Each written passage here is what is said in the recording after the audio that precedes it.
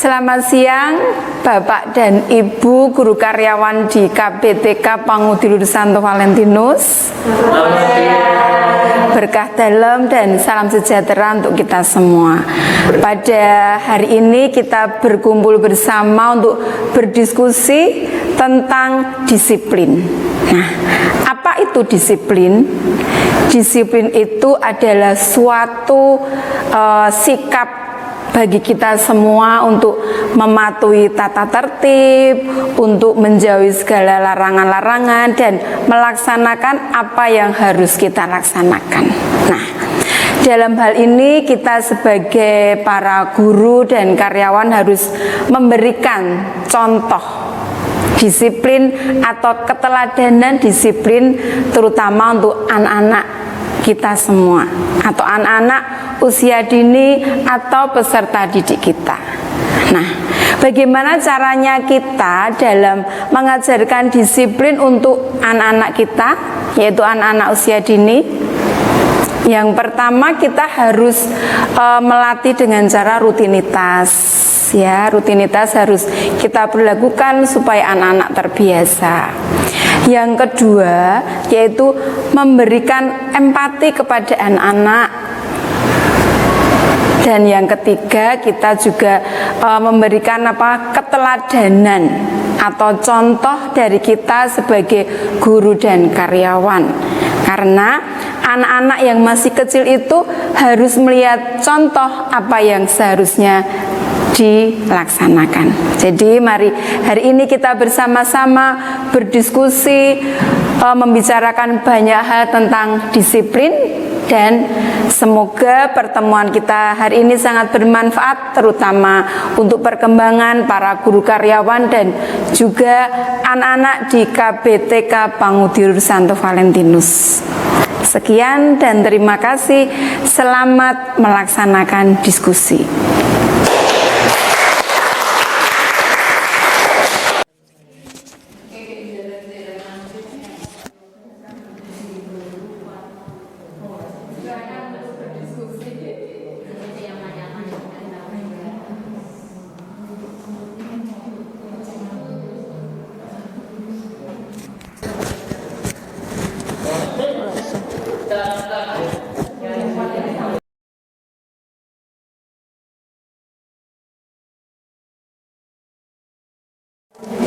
Terima kasih Bunda Anjar untuk sambutan yang sudah diberikan, dan terima kasih juga untuk para bunda yang sudah bersedia hadir sore hari ini dalam rangka diseminasi modul 1.4 dalam program pendidikan guru penggerak yang saya ikuti. Sebelumnya perkenankan saya untuk menyampaikan salam dulu. Selamat sore para bunda. Selamat sore. Berkah dalam.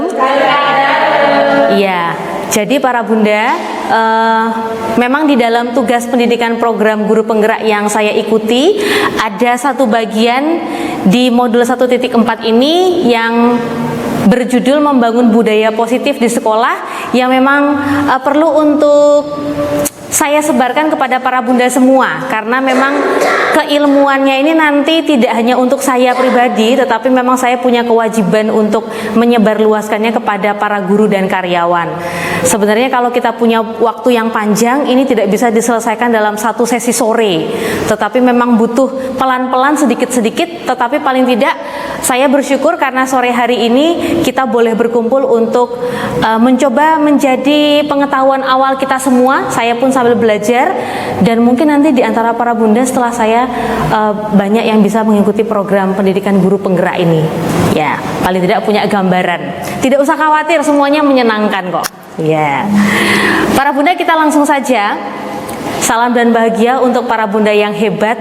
Dari tadi pagi sudah bersama dengan anak-anak, mengajar anak-anak, mendidik anak-anak, dan tugas-tugas kita itu juga cukup banyak. Nah, tetapi kita memang perlu terus mengembangkan diri, profesionalitas kita termasuk tentang budaya disiplin positif. Nah, para bunda, saya punya pantun dulu untuk mencairkan suasana. Meskipun pantunnya sudah ada di situ ya. Ini kayaknya kalau dibaca sama Bunda Arti lebih luar biasa deh ini. Karena suaranya sangat ini ya, sangat jernih. Bunda Arti tolong dibaca yang pertama dan tolong ditanggapi ya para Bunda ya. Silakan. Makan siang di depan resto. Cakep. Pengunjung padat di sebelah toko. Cakep. Izinkan saya membuka pidato. Secara singkat, gak neko-neko. Iya. Tapi ini bukan pidato ya. Oh Bunda Arti silakan maju. Oke, yang suaranya juga seperti mikrofon ya, Bunda Novi. Minta tolong Bunda Novi dibacakan pantunnya. Yang kedua Bunda. Mencari ikan. Cakep. Untuk anak istrinya makan. Cakep. Salam cinta saya aturkan. Iya. Untuk para hadirin sekalian. Iya. Terima kasih Bunda Novi. Dan ini saya tuliskan di sini, ini ditulis oleh teman saya. Ya. Destiara Anggita Putri dari katadata.co.id ya. Iya.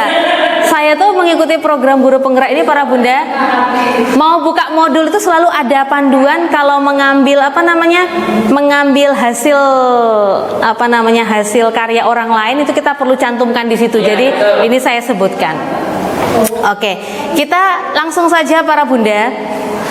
Apa itu budaya positif? Ya, budaya positif itu seperti makna dari katanya. Budaya positif itu ialah perwujudan dari nilai-nilai atau keyakinan universal yang diterapkan di sekolah. Nah, apa dasarnya kenapa guru itu perlu mendapatkan penyebarluasan tentang budaya positif para Bunda? Kenapa kami para calon guru penggerak ini diwajibkan untuk melakukan diseminasi ini kepada para Bunda? Itu ada alasannya. Nah, salah satu alasannya itu adalah ini. Siapa ini para Bunda? Ki Hajar Dewantara ya. Ki Hajar Dewantara itu dalam pemikirannya menyebutkan bahwa pendidikan itu adalah tuntunan nih terhadap segala kekuatan kodrat yang dimiliki anak agar ia mampu mencapai keselamatan dan kebahagiaan yang setinggi-tingginya sebagai seorang manusia ataupun sebagai anggota masyarakat. Maka kemarin ada Bunda Arti yang menyebutkan kebahagiaan dan keselamatan setinggi-tingginya itu berarti habis membaca pemikiran reflektif Ki Hajar Dewantara ya. Berarti sudah guru banget karena kayaknya itu diimpi-impikan oleh Bunda Arti ya. Ya, para Bunda, sebelum kita mulai masuk dalam materi, saya ingin mengajak para Bunda untuk melakukan sebuah permainan dulu. Ini karena sudah sore hari itu kayaknya sudah mulai mengantuk ya. Namanya permainan kepalan tangan. Ini pas dua-dua ya toh. Bermainnya pasangan A dan B. Mari kita coba bersama. Jadi nanti para Bunda berpasang-pasangan ya, yang dekat-dekat aja ya. Silakan tentukan siapa yang menjadi A, siapa yang menjadi B. Sudah ya? Oke. Sekarang perannya para Bunda. Yang berperan sebagai A, nanti tolong imajinasikan para Bunda itu menyimpan sesuatu yang sangat berharga tak ternilai. Harganya itu di atas telapak tangannya para Bunda. Mungkin foto mantan. Foto mantan berharga nggak ya? Atau mungkin cincin kawin, ya toh? Atau mungkin uang satu ikat ratusan ribu, atau apa saja yang pokoknya sangat berharga menurut para Bunda, disimpan di atas telapak tangan, lalu ditutup, dikepalkan sekuat-kuatnya, ya. Lalu nanti yang para Bunda berperan sebagai B, nanti tugasnya adalah sebagai penggoda. Yang B itu boleh menggoda, merayu, membujuk yang A supaya kepalan tangannya mau dibuka. Tapi ingat ya, yang A tadi itu menyimpan sesuatu yang sangat berharga. Bisa mungkin juga rahasia yang tidak ingin diketahui orang lain, atau sesuatu yang sangat berharga sehingga disimpan erat-erat. Nah, yang B tugasnya menggoda, membujuk, merayu supaya yang A itu mau membuka. Begitu para Bunda ya. Saya beri waktunya, mungkin tidak usah lama-lama. Nanti boleh loh, bebas bersuara, membujuk dan merayu itu boleh. Mau pakai digelitik juga boleh, mau pakai diitik-itik juga boleh. Dalam bentuk Verbal boleh, dalam bentuk perilaku boleh. Iya. Yang A tadi siapa? Yang A? Silakan para bunda yang A boleh mengepalkan tangannya. Bayangkan sesuatu yang sangat berharga. Nanti kita bahas para bunda. Pokoknya sekarang bunda B itu berusaha dulu. Iya. Siapa tahu bunda? Nah, kita nggak tahu ya. Iya. Yang A berusaha sekuat tenaganya, yang B juga berusaha semampu-mampunya untuk merayu ya. Dalam hitungan ketiga kita mulai ya para bunda ya. 1, 2, 3. Silakan dimulai. Iya.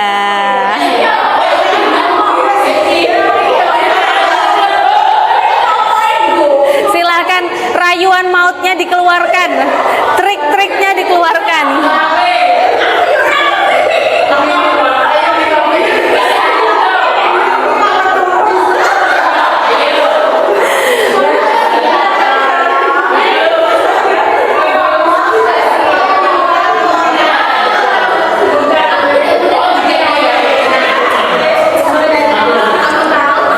Diklitik-klitik juga boleh loh.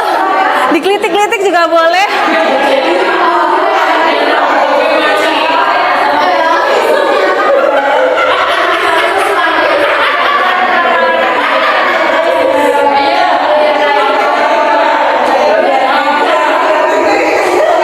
Ayolah gitu. Ayolah.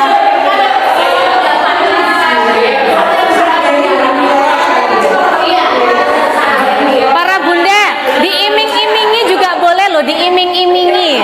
Oh, udah diiming-imingi ya.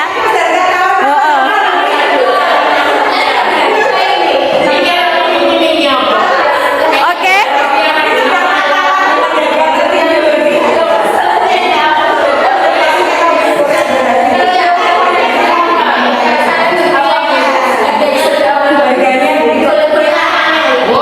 Oke. Cukup ya? Cukup ya? Oke, tepuk tangan dulu untuk semuanya para bunda. Saya ingin tanya dulu, adakah yang kepalan tangannya bisa terbuka? Adakah yang bisa membuka kepalan tangan yang A? Belum ada. Oke, saya ingin wawancara dulu. Saya ingin minta sharingnya dulu, mungkin dari para bunda yang A. Siapa yang mau cerita? Yang A? Bunda Yusin? Oh ya, Bunda Yusin, Bunda boleh cerita sama kita? Kan, para bunda, mari kita dengarkan sharing dari Bunda Yustin. Bunda Yustin, Bunda Yustin tadi kan sebagai A ya.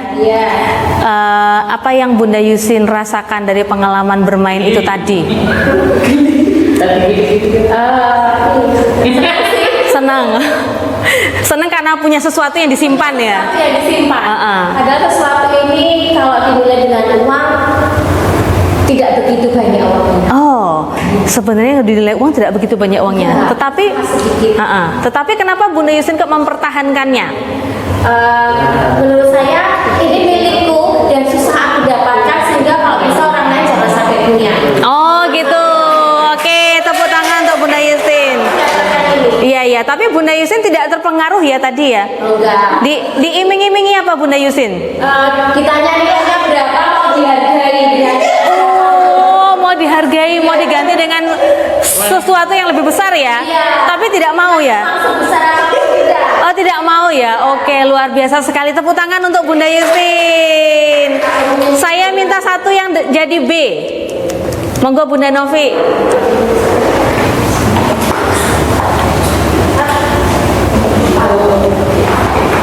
Ya, Bunda Novi, boleh cerita Bunda, bagaimana pengalamannya tadi menjadi yang B?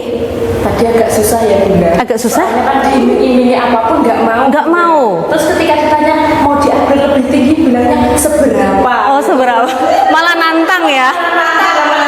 Masalahnya budgetnya pas nggak? Oh gitu ya. Tapi berhasil nggak Bunda Novi? Enggak. Menurut Bunda Novi kenapa nggak berhasil Bunda? Karena mungkin sesuatu hal yang sangat berharga. Oh gitu. Ketika kita mau tanya aku yang lebih tinggi, mungkin baginya lagi mikirnya lebih tinggi lagi. Oh gitu. Tidak bisa tergantikan. Tidak bisa tergantikan. Terus ada lagi alasan lain Bunda Novi, kira-kira kenapa kok Bunda Wiwin tidak mau membuka tangannya? Yaitu satu berharga. Berharga ya. Oh, waktunya kurang. Oke. Belum pas tawar-menawarnya belum selesai. Oke, tepuk tangan untuk Bunda Novi, para Bunda. Ya, nah, para Bunda, terima kasih. Apa makna dari permainan kepalan tangan ini, bermain pasangan A dan B ini? Itu sebenarnya ada maknanya, para Bunda. Nah, nih. Setiap manusia itu dilahirkan sebenarnya memiliki kontrol dalam dirinya. Jadi baik itu pikirannya, perasaannya itu bisa dikontrol sebenarnya. Nah, tapi yang sering menjadi kesalahan itu, nih, menurut teori kontrol, menurut Dr. William Glasser, para guru atau para pendidik itu seringkali merasa sudah mampu mengontrol murid-muridnya, padahal itu masih berupa ilusi. Ilusi itu apa toh? Ilusi itu sesuatu yang dirasakan itu seolah-olah ada, tetapi sebenarnya tuh belum seperti itu, tidak seperti itu. Nah, ilusi apa itu? Yang pertama ini, ilusi guru mengontrol muridnya. Kita para guru itu, para pendidik itu sering merasa sudah mampu mengontrol perilaku murid-murid kita. Padahal sebenarnya tidak loh, para Bunda. Lalu yang kedua, ilusi bahwa semua penguatan positif itu efektif dan bermanfaat. Contohnya tadi Bunda Yustin diiming-imingi sama Bunda Ina, ayolah saya beri, saya up yang lebih tinggi, saya ganti dengan sesuatu yang lebih tinggi nilainya. Atau kadang dengan murid kita itu, ayo kamu anak pintar kan, segera selesaikan tugasmu. Nah, kita merasa bahwa kalau kita memberikan penguatan positif itu bermanfaat, padahal sebenarnya tidak loh. Saya pun waktu belajar ini saya juga kaget, para Bunda. Lalu yang ketiga, ilusi bahwa kritik dan membuat orang merasa bersalah dapat menguatkan karakter.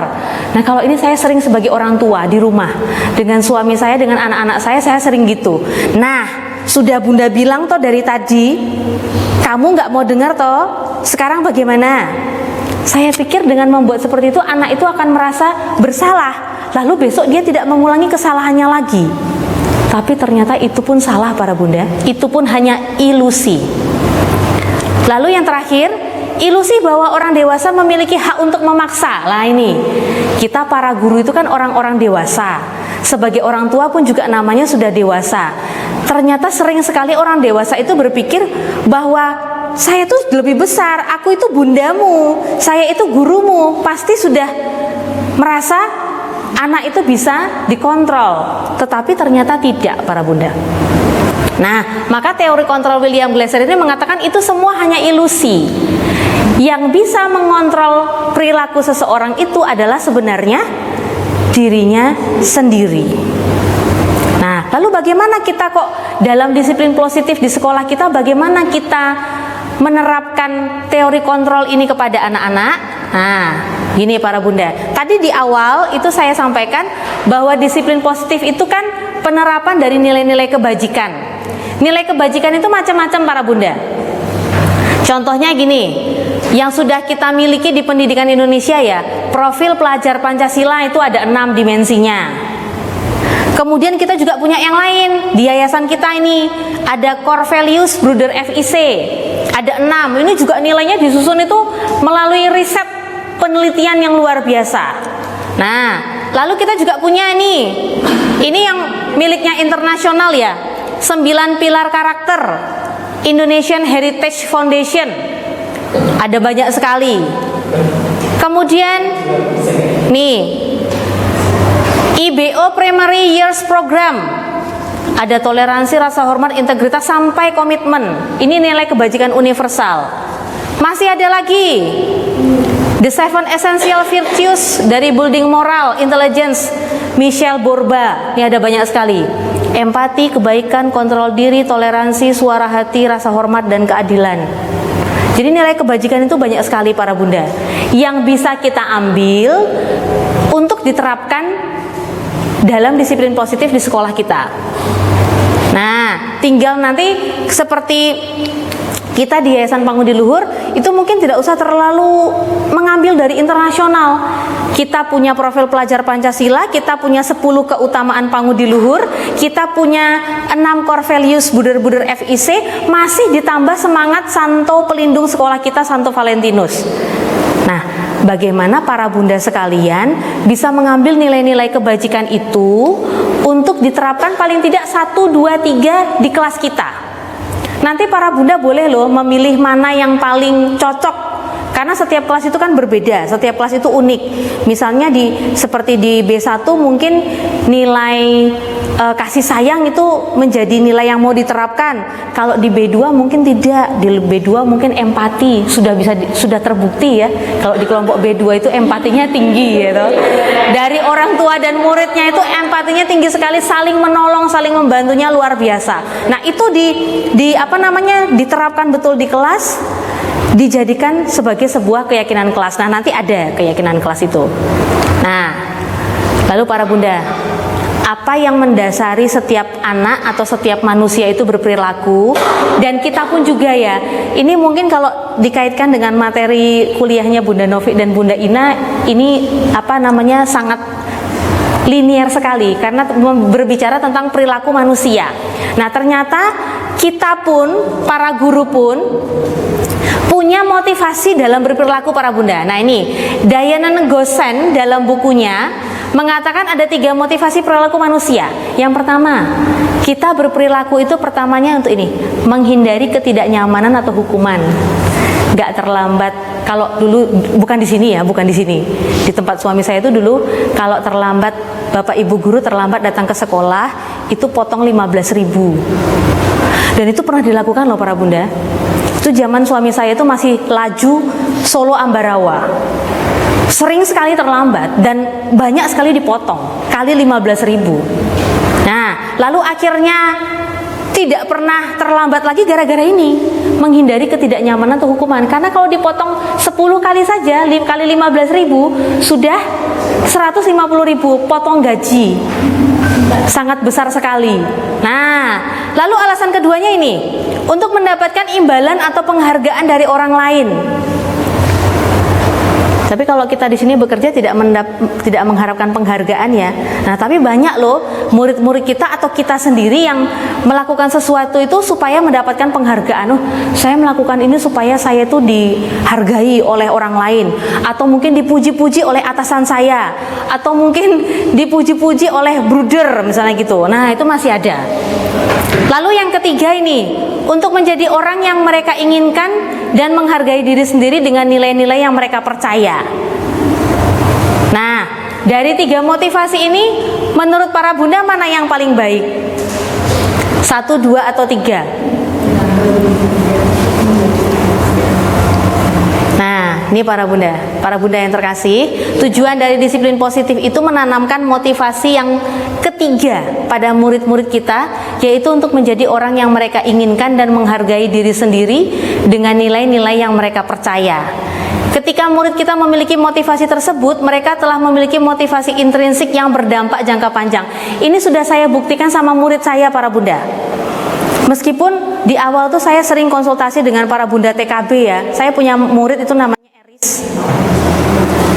Waktu semester 1, Eris itu tidak pernah mau duduk di karpet. Duduknya selalu di kursi. Waktu saya tanya, kenapa Eris kok tidak mau duduk di karpet? Ini kan teman-teman duduknya di karpet semua. Saya sudah rayu. Bunda kan mintanya duduk di karpet. Sit on the map. Duduknya di karpet. Tapi tetap apapun yang terjadi duduk di kursi. Saya tanya, kenapa? Nah, Eris itu sudah bisa menjawab, supaya aku tidak ngobrol dengan Rere, supaya aku tidak ngobrol dengan temanku. Meskipun ini sederhana, masih kecil sekali, tetapi Eris sudah memiliki motivasi intrinsik dalam dirinya. Dia tidak mau mengobrol dengan temannya sehingga dia agak menjauh, menjaga jarak.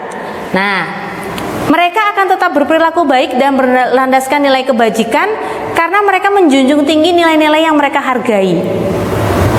Berarti Eris dalam hal ini menghargai nilai-nilai yang dia mungkin terapkan atau yang diberi oleh orang tuanya dari rumah. Kalau di sekolah mendengarkan bunda, supaya tidak ngobrol, kamu bisa duduknya menjauh. Begitu para bunda. Ya, kita lanjut para bunda. Nah, mari kita lihat apa perbedaannya dari hukuman, konsekuensi, dan restitusi. Bagaimana pemberian hukuman, konsekuensi, dan restitusi itu berpengaruh pada perilaku murid-murid kita. Kita akan coba lihat.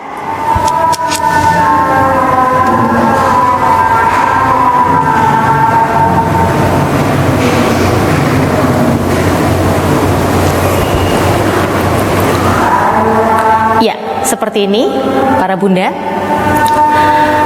Hukuman itu adalah sesuatu yang menyakitkan yang harus terjadi. Sedangkan konsekuensi itu adalah sesuatu yang harus terjadi untuk menerapkan disiplin. Sedangkan restitusi itu merupakan pilihan. Nah, kita akan baca untuk yang hukuman dulu. Hukuman tidak nyaman untuk murid dalam jangka waktu yang panjang, jelas. Misalnya, seorang anak datang terlambat, lalu si guru memberikan hukuman menulis 100 kali di buku. Itu adalah hukuman, tidak menyenangkan, tidak ada yang menginginkan itu, sehingga memberikan efek jangka panjang. Lalu korban mendapatkan keadilan memang. Misalnya ada dua anak yang bertengkar atau terlibat perselisihan. Yang satu menjadi pelaku dan yang satunya lagi menjadi korban. Jika pelaku ini dihukum, maka korban ini merasa mendapatkan keadilan. Kemudian hukuman itu membuat murid atau anak merasa tersakiti karena ketidaknyamanan yang tadi. Lalu perilaku yang muncul adalah itu perilaku pasif agresif menjadi meningkat. Kemudian sistem tidak akan berjalan bila murid tidak takut. Bagi beberapa anak yang mungkin dalam tanda kutip anak yang bandel atau anak yang nakal, sistem aturan pemberian hukuman ini tidak berlaku karena mereka tidak takut. Gurunya menghukum seperti apapun, mereka tidak takut. Lalu hukuman itu hanya berlaku hanya pada sebuah institusi, tidak berlanjut pada kehidupan nyata. Jadi kalau hukuman sudah selesai diberikan, dia kembali ke luar merasa bebas, ya hukuman itu sudah tidak berlaku lagi. Nah, kemudian peraturannya adalah kami harus ini, peraturannya ini, maka kalian harus seperti ini. Peraturannya ini, kalian harus seperti ini.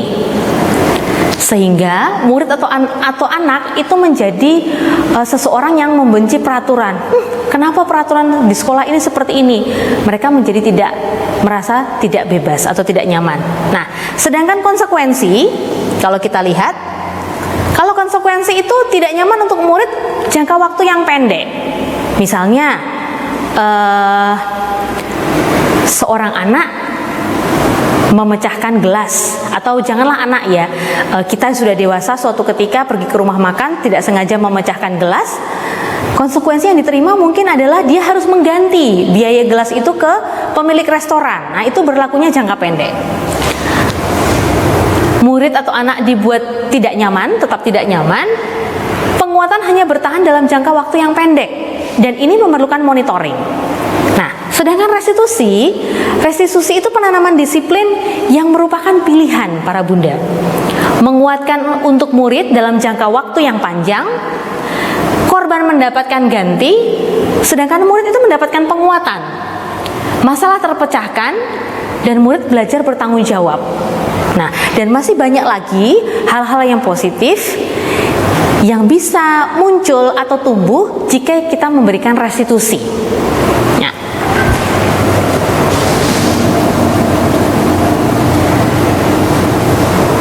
kita akan lanjut. Nah, Alfikon dalam wawancara ASCD Annual Conference pada bulan Maret 1995 mengemukakan baik penghargaan atau hukuman adalah cara-cara mengontrol perilaku manusia yang sebenarnya menghancurkan karakter, menghancurkan potensi untuk pembelajaran sesungguhnya. Karena menurut Kohn, secara ideal, tindakan belajar itu sendiri adalah penghargaan yang sesungguhnya. Jadi, motivasi intrinsik dari pembelajaran yang dilalui oleh seorang manusia, itulah sebenarnya penghargaan yang sesungguhnya. Nah, maka penghargaan itu nilainya sebenarnya sama dengan menghukum. Kenapa seperti itu? Karena ada beberapa faktor. Yang pertama, pengaruh jangka pendek dan jangka panjang yang tadi sudah disampaikan dalam slide sebelumnya. Hukuman itu kadang-kadang hanya berpengaruh jangka pendek, sedangkan kebaikan atau keuntungan dari pemberian hukuman itu atau efek negatifnya seperti perasaan tersakiti itu bisa menjadi efek jangka panjang. Lalu penghargaan itu tidak efektif. Banyak riset yang membuktikan sekelompok anak yang diberi soal matematika, diberi iming-iming akan dihadiahkan sesuatu, justru menjadi tidak konsentrasi, tidak fokus, dan melakukan banyak kesalahan daripada sekelompok anak yang diminta dengan sungguh-sungguh mengerjakan soal matematika tanpa diberikan penghargaan. Maka penghargaan itu sebenarnya tidak efektif. Penghargaan juga merusak hukuman, merusak hubungan. Karena bagaimana tidak, jika dalam sebuah kelas ya para bunda ya, ada satu anak yang diberi penghargaan atau hadiah, anak yang lain itu mungkin ada yang cemburu, ada yang menjadi iri hati, ada yang terluka, maka menjadi merusak hubungan. Nah, lalu penghargaan juga mengurangi ketepatan. Seperti saya sampaikan tadi di awal, sekelompok anak yang diberikan soal matematika lalu diberi iming-iming sebuah hadiah atau penghargaan, jadi menjadi tidak fokus. Lalu penghargaan menurunkan kualitas. Seperti contoh yang sama tadi, penghargaan mematikan kreativitas. Ini juga melalui riset. Ada sekelompok mahasiswa seni yang diberikan iming-iming penghargaan, lalu melukis sesuatu, itu mematikan kreativitas mereka, menjadi buntu. Kemudian penghargaan itu sebenarnya menghukum, karena berarti sesuatu atau target yang ingin dicapai itu adalah penghargaan. Kalau tidak berhasil berarti tidak dihargai. Kalau tidak berhasil berarti tidak diapresiasi. Seperti itu. Maka itu bagi mereka yang tidak berhasil menjadi sebuah hukuman.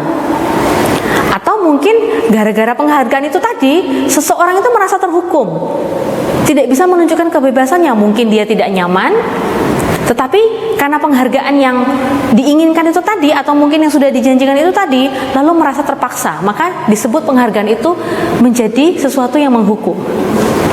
Nah, lalu motivasi dari dalam diri atau intrinsik itu menjadi sangat berkurang, karena motivasinya berubah, beralih menjadi sebuah penghargaan. Nah, para bunda, maka sudah tentu kita sudah sama-sama tahu bahwa hukuman itu sebaiknya tidak kita berikan untuk mengontrol perilaku murid-murid kita. Karena seperti tadi yang sudah disampaikan dalam slide sebelumnya, hukuman itu sangat menyiksa. Hukuman itu membuat anak merasa tersakiti. Hukuman itu tidak berpengaruh mengubah perilaku dalam kehidupan nyata, hanya berlangsung pada instansi tertentu. Maka sudah barang tentu hukuman tidak kita berikan kepada murid-murid kita. Begitu juga dengan penghargaan. Penghargaan juga ternyata sangat tidak efektif, sebisa mungkin kita hindari. Nah, pertanyaannya, lalu bagaimana kita mengontrol perilaku murid-murid kita? Karena kita itu tadi tugasnya yang disampaikan oleh Ki Hajar Dewantara, kita menuntun tumbuh dan berkembangnya kekuatan-kekuatan kodrat yang sudah dimiliki anak-anak kita.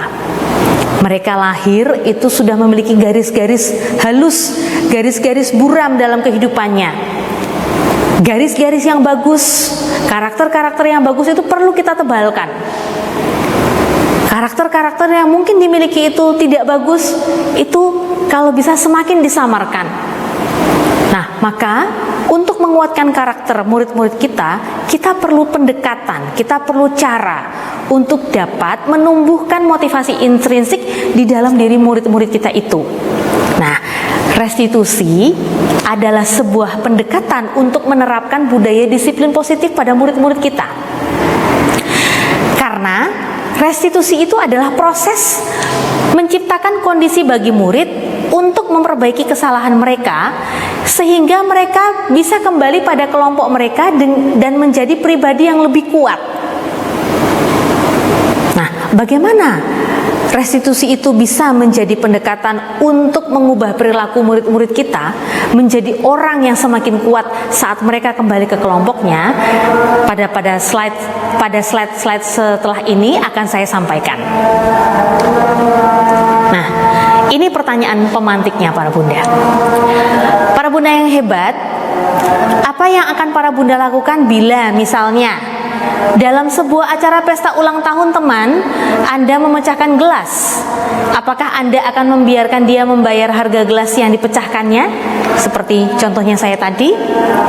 Atau pertanyaan yang kedua, Anda sudah janji bertemu dengan teman Anda, namun ternyata dia juga memiliki janji penting bertemu orang lain di tempat lain, dan Anda terpaksa naik taksi untuk menemui teman Anda di tempat itu. Apakah Anda akan meminta teman Anda membayar biaya taksi Anda menuju ke tempat tersebut?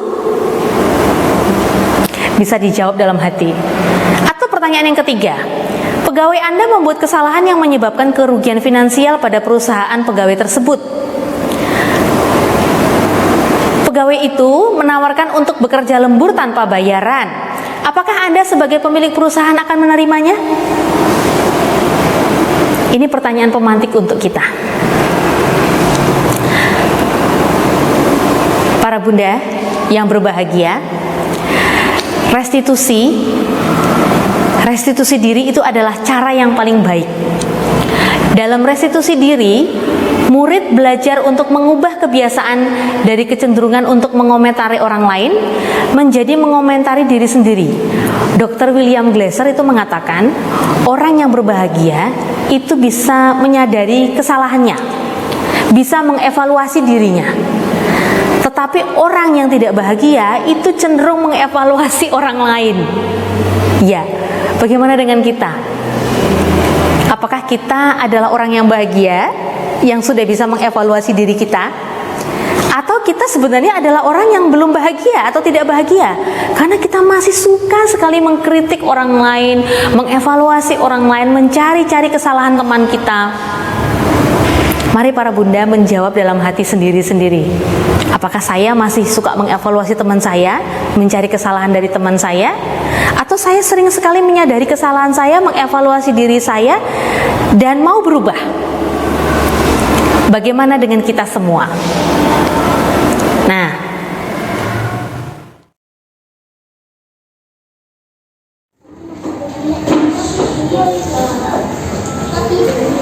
baik.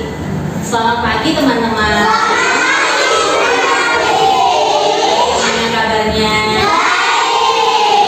Tuhan, kita tepuk dulu ya. Tepuk punoka.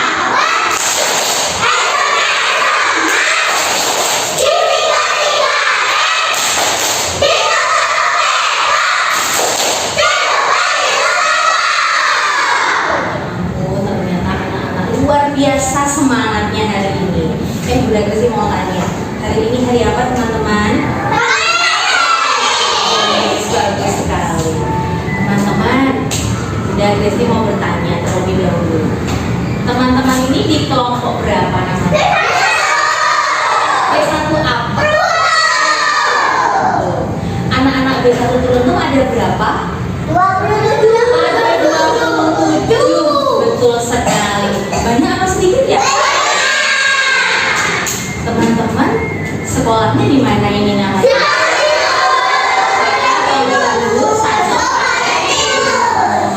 Teman-teman sekolah di TK Pangdulu Santo Valentinus itu ingin menjadi anak yang seperti apa? Boleh satu-satu angkat tangan? Grisel? Cerdas, pinter. Sarah? Kuat, pinter sekali. Rere? Hebat. Bagus. Angelica? Ceria. Apa lagi? Naya? Oh, tidak nakal kepada teman. Agatha? Nurut sama bunda. Rian? Semangat. Eris? pinter. Sarah? Cinta sama teman-teman. Cinta, sayang sama teman-teman. Arjuna? Rajin belajar. Ini Semangat. semangat. Tadi sudah sama-sama siapa tadi yang semangat ya? Faro. Kuat. Masih ada lagi? Cerdas. Gege? Oh, Gege belum punya jawaban. Gak apa-apa. Nala? Anak cerdas. Cila? Nurut sama mama. Gloria? Semangat. Yang sudah disebutkan temannya tidak usah disebutkan lagi ya. Vikan? Pintar membaca dan menulis. Tepuk tangan dulu untuk semuanya. Oh, masih ada satu dari Sheila. Gak suka marah. Oke teman-teman, kita mau tulis dulu sebentar ya. Tadi teman-teman bilangnya banyak sekali dan bagus-bagus. Sekolah di Pamudi Luhur itu mau jadi anak yang ceria, mau jadi anak yang mau jadi anak yang semangat, mau jadi anak yang bagaimana? Baik. Apa? Cerdas sudah. Rajin ya. Tidak cuma rajin sekolah minggu ya, Taya. Rajin ke gereja. Tadi iya, rajin membantu. Rajin membantu teman. Kuat. Ya. Ada lagi? Semangat sudah. Tadi katanya Sarah tadi sayang kepada orang lain. Ya toh? Lalu jadi anak yang sayang kepada orang tua itu berarti sayang. Nah, teman-teman, coba kita lihat. Kuat. Kuat. Ceria. Cerdas. Semangat. Baik. Rajin. Sayang. Ini semuanya bagus sekali loh. Jadi anak TK Pamudi Luhur Valentinus jadi seperti ini. Wah, luar biasa. Dikasih jempol. Iya, betul sekali. Nah, teman-teman, supaya bisa jadi anak yang kuat, anak yang cerdas, anak yang semangat, anak yang sayang, itu kita kira-kira kalau kita di sekolah bersama teman harus bagaimana ya? Oh, harus baik. Berarti baik kepada siapa? Baik kepada teman. Kepada siapa lagi? Kepada bunda. Kepada siapa? Baik kepada Tuhan itu seperti apa? Oh iya, baik kepada orang tua, terus rajin berdoa. Oke, pintar. Lagi. Supaya jadi anak yang kuat, anak yang cerdas, anak yang semangat, anak yang sayang, kita kalau di kelas harus bagaimana? Baik, tadi sudah. Belajar yang pintar itu ditunjukkannya seperti apa ya? Duduk yang manis. Lipat tangan itu supaya fokus. Biar nggak jamil-jamil temennya. Berarti kalau sedang belajar bersama bunda, mendengarkan bunda, duduk yang baik. Duduk yang baik itu seperti GG, tangannya dilipat supaya nggak jamil-jamil, ya kan? Bagus. Sekarang apa lagi? Biar kuat, sayang, semangat, cerdas, penuh kasih. Belajarnya harus bagaimana? Oh, makan sayur. Kalau di sini semuanya suka makan sayur. Aku sayuran.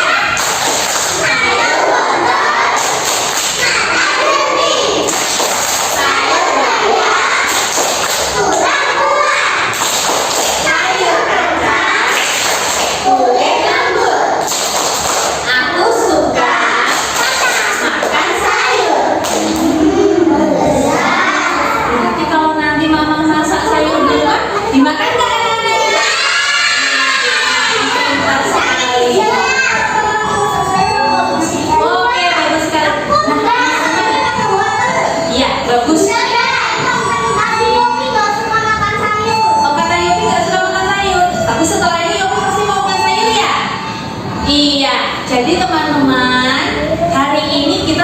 buat kesepakatan keyakinan kelas kita B1 teruntuk ya. Yang pertama tadi apa? Baik kepada orang lain. Gak cuma orang tua, sama teman, sama bunda, sama keluarga. Terus yang kedua, baik kepada Tuhan dibuktikan dengan rajin berdoa.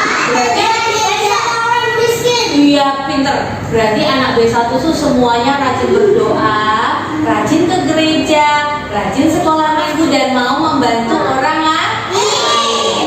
Terus yang ketiga tadi kata Faro, anak B1 teruntuk itu semuanya mau makan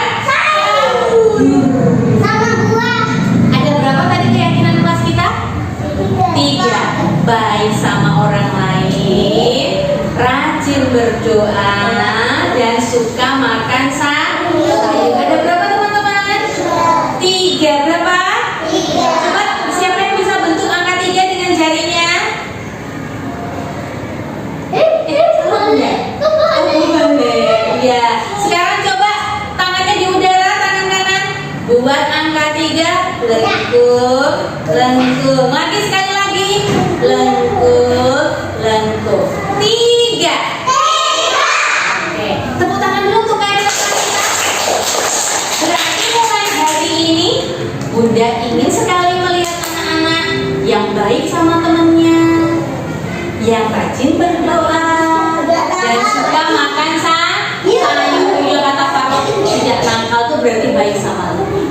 Oke teman-teman, sekarang kita mau pulang dulu. Besok sekolah lagi. Iya, Bunda kasih pesan yang di rumah membawa kartu tabungan warna kuning punya Agatha, Gabriel, dan Rafael. Tolong besok dibawa ke sekolah ya. Oke, karena Agatha belum punya, Gabriel juga belum punya, Rafael belum punya. Kemarin mungkin terbawa anak-anak ada di rumah. Bisa? Bisa. Terima kasih. Oke, sekarang kita mau berdoa dulu. B1 tadi katanya keyakinannya rajin berdoa. Berarti anak B1 akan berdoa dengan baik. Marilah kita berdoa. Bapa dan Putra dan Roh Kudus. Amin. Malaikat Allah yang diserahi oleh kemurahan Tuhan untuk melindungi aku, terangilah, lindungilah, bimbinglah, dan hantarkanlah diriku. Amin. Santo Valentinus, lindungilah kami. Dalam nama Bapa dan Putra. Nanti yang berapa nomor 17? Kini ya. Kini. Kini sudah? Oh berarti nomor 18 Vita. Ya, berdiri dulu. 1, 2, 3. Siap. Memberi salam. Selamat siang para Bunda. Selamat siang kawan-kawan. Nanti ambil tas dulu baru ambil tirai ya. Terus keranjangnya Bunda minta tolong dibantu ya membereskan ya.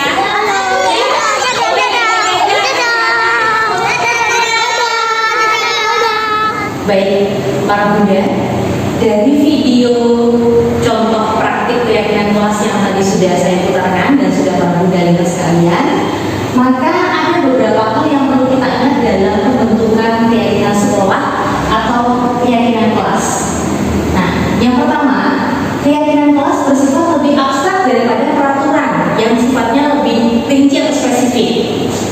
Lalu, keyakinan kelas itu berisi pernyataan kebajikan-kebajikan universal yang tadi mungkin seperti kebaikan, kemudian komitmen, kesetiaan, Allah adalah kasih. Lalu pernyataan keyakinan kelas itu senantiasa dibuat dalam bentuk yang positif. Jadi tidak menggunakan makna negatif, misalnya tidak nakal, tidak mengganggu teman, bukan seperti itu. Tetapi dengan kalimat yang positif, misalnya membantu teman saat kesulitan, datang datang ke sekolah tepat waktu, sayang dan bicara yang lembut kepada orang tua, seperti itu dengan kalimat yang positif. Lalu kegiatan kelas itu hendaknya disusun tidak usah terburu-buru dan tidak terlalu banyak, jumlahnya sedikit tetapi bisa ditaati oleh semua warga kelas. Kegiatan kelas sebaiknya sesuatu yang dapat diterapkan, jadi bukan sekedar atau semata-mata mencari nilai kebajikan yang mungkin sepertinya ini bagus sih, bukan seperti itu, tetapi disesuaikan dengan kebutuhannya kelas atau kebutuhan peserta didik. Lalu semua warga kelas hendaknya ikut berkontribusi, seperti praktik video yang saya putarkan tadi. Murid di kelas saya itu ada 27 anak, bersama gurunya atau bersama saya, kita sama-sama curah pendapat. Jadi anak-anak itu bebas mengutarakan pendapatnya, dan memang sebaiknya seperti itu. Semua anak itu bebas mencurahkan pendapatnya. Dan yang terakhir, keyakinan kelas itu nanti bisa ditinjau kembali. Kita bersedia meninjau kembali. Mungkin dalam durasi 6 bulan, keyakinan kelas yang sepakat ini sudah dapat menguatkan karakter anak-anak. Lalu keyakinan kelas ini mungkin diperbarui, atau boleh mungkin diganti atau ditambahkan. Seperti itu. Nah, para bunda, ini tadi yang sempat saya singgung dalam restitusi. Saat kita mengajak anak diskusi, saat mereka melakukan kesalahan, kita memang perlu mengetahui kebutuhan dasar dari setiap anak-anak kita itu. Saat anak-anak atau manusia menunjukkan perilaku apapun itu, baik atau buruk, positif atau negatif, itu pasti ada alasannya. Nah, alasan-alasan itu sebenarnya yang mendasari adalah ini, 5 kebutuhan dasar ini, yaitu kebutuhan bertahan hidup, kasih sayang dan rasa diterima atau kebutuhan untuk diterima, penguasaan atau kebutuhan pengakuan atas kemampuan, kebebasan atau kebutuhan akan pilihan, dan kesenangan, kebutuhan untuk merasa senang. Nah, jika satu di antaranya atau mungkin kebutuhan-kebutuhan ini belum atau tidak terpenuhi, maka bisa saja seorang anak atau manusia melakukan perilaku yang menyimpang atau membuat kesalahan. Nah, maka memang perlu kita menggali 5 kebutuhan dasar ini. Nah, lalu para bunda, bagaimana posisi kita sebagai guru? Posisi kontrol kita sebagai guru itu seperti apa? Saya akan tampilkan dalam bentuk worksheet.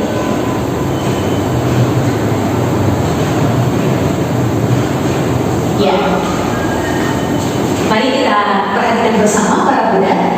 Ada 5 posisi kontrol guru.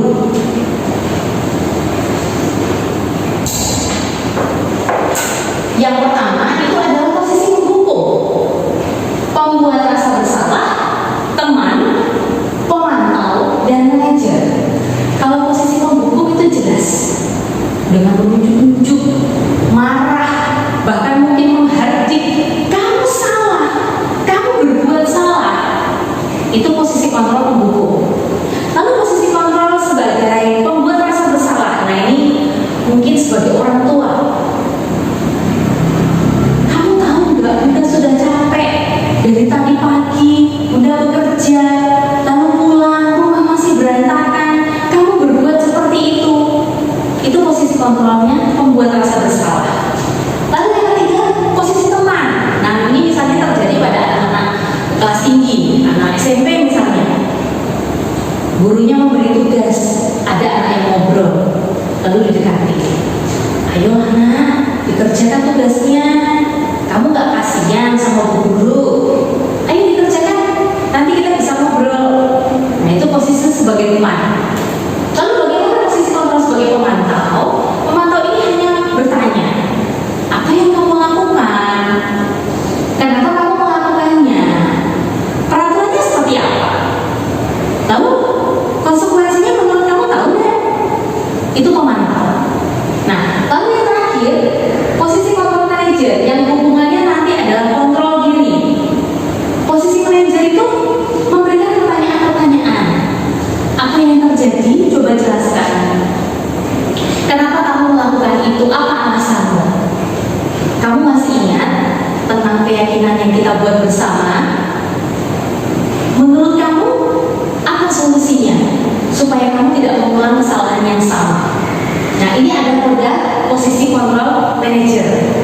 Dan tentu melalui sesi ini kita juga akan belajar bersama-sama supaya kita para guru bisa sampai pada posisi kontrol manager ini, yang hubungannya nanti adalah kontrol diri.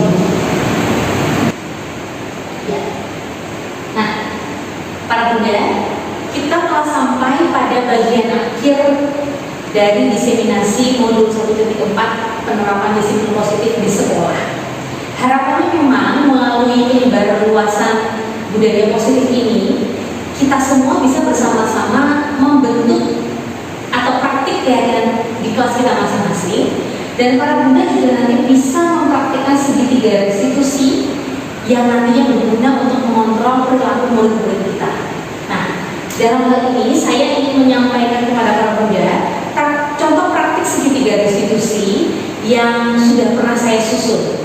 Sebagai contoh bagi kita, bagaimana langkah-langkahnya dalam melakukan restitusi ini. Memang restitusi ini melalui beberapa tahap.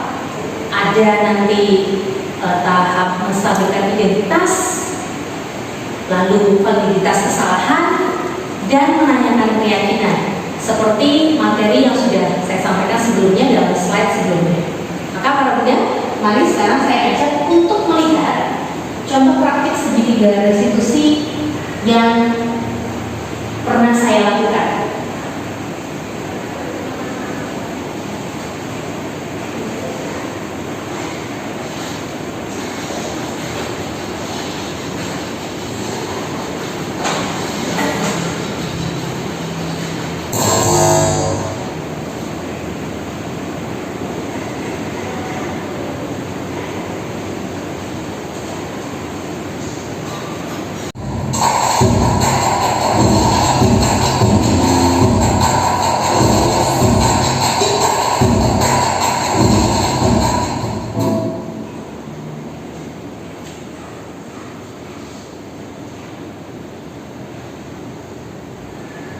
Menurut dosen, restitusi adalah proses menciptakan kondisi bagi murid untuk memperbaiki kesalahan mereka sehingga mereka bisa kembali kepada kelompok mereka dengan karakter yang lebih kuat. Langkah dalam segitiga restitusi yang pertama adalah menstabilkan identitas, yang kedua validitas kesalahan, dan yang ketiga menanyakan keyakinan. Berikut akan saya sampaikan praktik penerapan segitiga restitusi di kelas saya di kelompok B TK Pamudulugur Santo Palatinus Surakarta. Ya, ini ada kasusnya anak yang merebut mainan.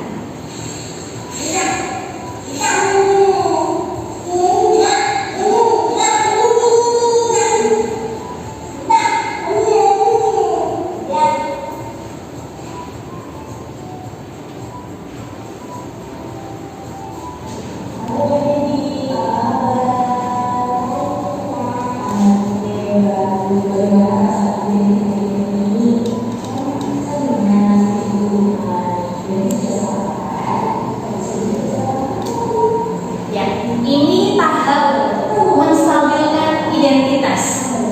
Jadi murid yang melakukan perilaku yang kurang benar lagi ditanyai oleh guru.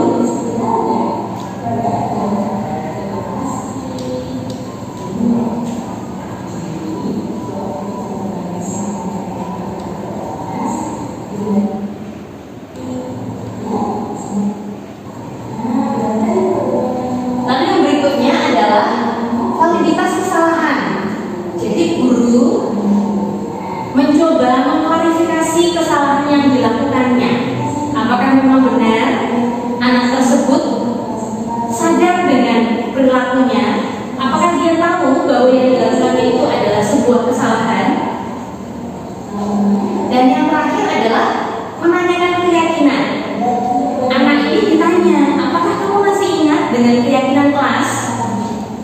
Keyakinan kelas kita seperti apa? Kalau bermain bersama teman harus bagaimana? Nah, ini dalam tahap yang ketiga, menanyakan keyakinan. Lalu dalam tahap ini para bunda, Ya, dalam tahap ini guru juga selain menanyakan keyakinan kelas, lalu guru mencoba menggali dari anak apa solusinya, apa caranya supaya anak ini tidak melakukan kesalahan yang sama di waktu yang lain. Nah, biarkan anak itu mengungkapkan, menggali dari dalam dirinya, melihat ke dalam dirinya. Menurutnya kira-kira, menurut anak ini cara seperti apa, solusi seperti apa yang bisa menguntungkan baginya dan juga bagi teman-temannya saat dia bermain. Nah, karena solusi ini muncul dari anak itu sendiri, maka restitusi tadi adalah tawaran, bukan menjadi paksaan. Bukan gurunya yang meminta aturannya kan seperti ini, kamu harusnya seperti ini, tidak. Tapi anak ini yang menyebutkan, besok lagi kalau mau bermain, saya izin dulu Bunda kalau mau pinjam mainan teman saya, atau saya ngajak teman saya bermain bersama. Nah, setelah solusi ini muncul, guru memberikan penguatan, dan saat anak ini kembali ke dalam kelompoknya bermain bersama teman-temannya, dia akan ingat, oh, kalau ingin memainkan mainan yang sama, dia akan minta izin dulu kepada temannya, atau mungkin mengajak temannya untuk bermain bersama-sama. Nah,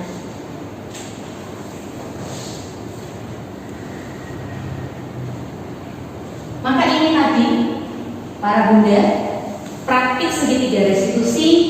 Yang pertama menstabilkan identitas, yang kedua validitas kesalahan, dan yang ketiga adalah menanyakan keyakinan. Dan tentu saja para bunda, semuanya ini dilakukan tidak saat kita atau anak tersebut bersama dengan teman-temannya di dalam kelas. Kita perlu mencari tempat yang nyaman, ruang yang nyaman dan aman bagi guru dan murid tersebut untuk bisa bicara dari hati ke hati, tidak menjadi tontonan teman-temannya. Ini sangat penting.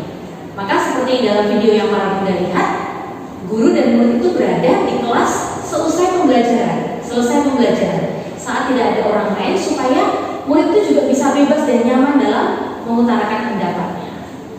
Ya, demikian para bunda sekalian, praktik segitiga restitusi itu adalah materi yang terakhir dan menjadi gong dari materi kita penerapan disiplin positif ini. Harapannya kita semua nanti bisa melakukan praktik keyakinan kelas ini bersama-sama dan praktik segitiga restitusi ini di kelas kita, supaya penguatan karakter yang diharapkan, nilai-nilai kebajikan universal yang kita harapkan ada pada anak-anak kita, pada sekolah kita, yayasan kita, itu dapat terbentuk. Saya ucapkan terima kasih atas semua perhatian para bunda, terima kasih atas waktunya. Semoga materi ini berkenan bagi kita semua. Salam dan bahagia selalu, Bapak dan Ibu guru hebat, para bunda yang hebat. Terima kasih.